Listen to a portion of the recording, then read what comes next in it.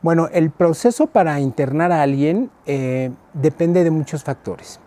El primer factor es cómo se encuentra nuestro familiar adicto. ¿Está de acuerdo en ser internado? Si está de acuerdo en ser internado, pues entonces se hace un internamiento voluntario. Hay tres tipos de internamiento que clasifica la ley que está escrita, que es la ley SSA 2 del 2009. Los internamientos pueden ser voluntarios, involuntarios u obligatorios. Nosotros recibimos voluntarios e involuntarios. Los obligatorios no.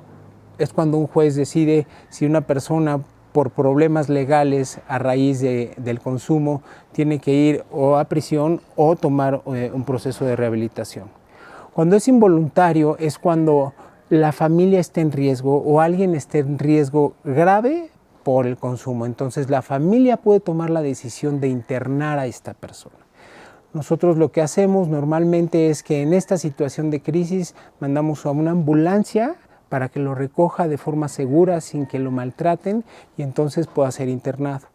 Claro que la ley prevé que durante las siguientes 48 horas la persona que ha sido internada tiene que firmar de estar de acuerdo, porque si no podríamos ser acusados de secuestro. Entonces la persona finalmente tiene que estar de acuerdo. En este caso nosotros hacemos un proceso de intervención psicológica donde platicamos ya con el paciente aquí, con la mente un poco más clarificada sobre los beneficios del internamiento y las cosas que puede lograr a través de él, su cambio de vida, etc. La otra es el proceso voluntario. Cuando el proceso es voluntario puede ser de dos formas. Uno es a través de una intervención, cuando el paciente niega su enfermedad, dice que no tiene un problema o que no es tan grave o que él puede solo, etc. Nosotros normalmente utilizamos un proceso que se llama intervención de Vernon Johnson. Vernon Johnson fue una persona que en los años 80 desarrolló todo un sistema para enseñarle de una forma muy amorosa al enfermo que tiene un problema. Entonces se junta a la familia, se escriben unas cartas y se sigue todo este proceso. Cuando el paciente acepta, entonces se le trae al centro y entonces empieza a vivir su proceso de recuperación. Y luego existe el proceso cuando el paciente ya se ha dado cuenta de que tiene un problema, la familia ya está muy desgastada y ya no está dispuesta a aliarse más con la enfermedad del paciente y deciden que hay que hacer algo. Entonces, lo que se hace es que se le recibe al paciente y se corre el proceso. Se llenan documentos, que son documentos legales, se hace un contrato, etcétera, etcétera, porque nosotros seguimos todas las leyes y a partir de ahí empieza su internamiento. Primero vive un proceso de desintoxicación, que eso es la parte médica. Tenemos médicos especializados que siguen rigurosos protocolos para desintoxicar a las personas según la sustancia que la persona use, ¿no?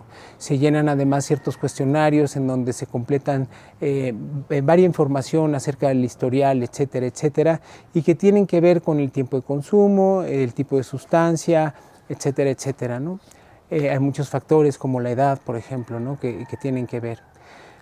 Una vez que se vive el proceso de internamiento, pues pasan los 28 días después del proceso de desintoxicación y entonces nosotros damos programas de seguimiento.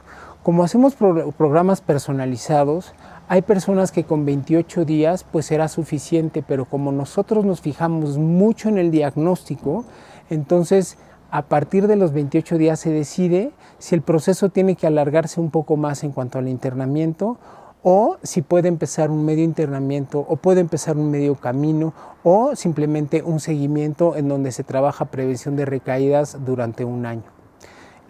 Nosotros nos pegamos a nuestros pacientes y a las familias porque sabemos que esto es un proceso largo y nos mantenemos cerca de ustedes.